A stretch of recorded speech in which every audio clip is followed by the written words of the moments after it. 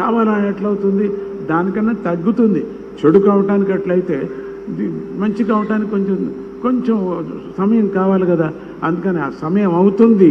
మనమందరూ కూడా అందరూ దానికి సహాయ హస్తలుగా మనమందరూ అందిస్తాం అని చెప్పి ఈ యొక్క పెద్ద యజ్ఞం చేస్తున్నారు ఆయన. మనసులో చాలా పెద్ద యజ్ఞం. ఏదో ఒక అమరావతిని మనకు, అమరావతి అనేటువంటిది ప్రారంభంలో నేను సంతోషపడ్డాను, అమరావతి మనకు వచ్చిందని. మళ్ళీ అమరావతి మనకు వచ్చేసింది. మనకే అమరావతిలో మనం ఉంటున్నాము. అమరావతి అని చెప్పుకుంటున్నాం మనం. ఇంతవరకు నేను విజయవాడ అనుకుంటుంటే అడిగారు అమెరికాలో కూడా, మీ రాజ్యం ఏది అని. విజయవాడ. ఏం చెప్తున్నాను ఇప్పుడు చెప్తాను, నేను అమరావతి అని చెప్తాను. నేను రాజ్యం నేను చెప్పుకుంటాను, నా అమరావతి నేను చెప్తాను. అటువంటిది అమరావతి అంటే ఇంద్రలోకము అన్నమాట. అటువంటి స్వప్నాన్ని చూసి ఇప్పుడు చేయటానికి ప్రారంభం చేసుకున్నారు. అది మంచిగా కలగని, సిద్ధి కలగని అని అంటూ ప్రతి నిత్యము ఆయన గురించి కొంచెం కష్టాలు ఉన్నప్పుడు ప్రతినిత్యం యజ్ఞం చేశారు స్వామీజీ. యజ్ఞం చేసి మైసూరులో ఆ యజ్ఞం ప్రసాదం ఎవరితో నేను ఇచ్చి పంపించలేదు. నేను ఇవ్వకూడదు, నేనే ప్రత్యక్షంగా ఇవ్వాలని అమ్మ సాక్షిగా ఈరోజు ఆయనకు ఆ ప్రసాదాన్ని అందించడం జరిగింది.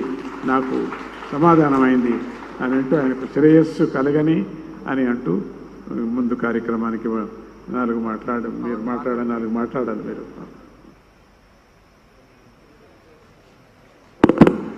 గౌరవనీయ ముఖ్యమంత్రి గారిని సభను ఉద్దేశించి మాట్లాడాల్సిందిగా కోరుతున్నాం.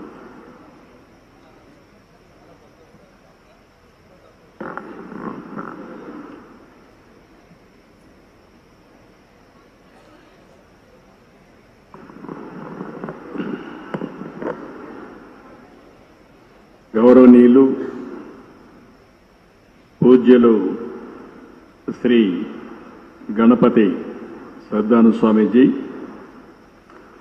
గౌరవనీయులు పూజ్యులు శ్రీ దత్త విజయానంద తీర్థ స్వామీజీ, ఈ సమావేశానికి విచ్చేసిన భక్తులందరికీ పేరు పేరున మనస్ఫూర్తిగా నమస్కారాలు, అభినందనలు. ఈరోజు స్వామీజీని ఇక్కడ నేను దర్శనం చేసుకోవడం నా అదృష్టంగా నేను భావిస్తున్నా. ఆయన ఆశీస్సులు తీసుకున్నా. ఆయన ఎప్పుడు కూడా ఒక మంచి మనసుతో ఆశీర్వదిస్తారు. సమాజం కోసమే ఆయన పనిచేస్తున్నారు. ఈరోజు ఆయన చెప్పిన మాటలు కూడా మీరు వింటే, ఆయన నేను కష్టాల్లో ఉన్నప్పుడు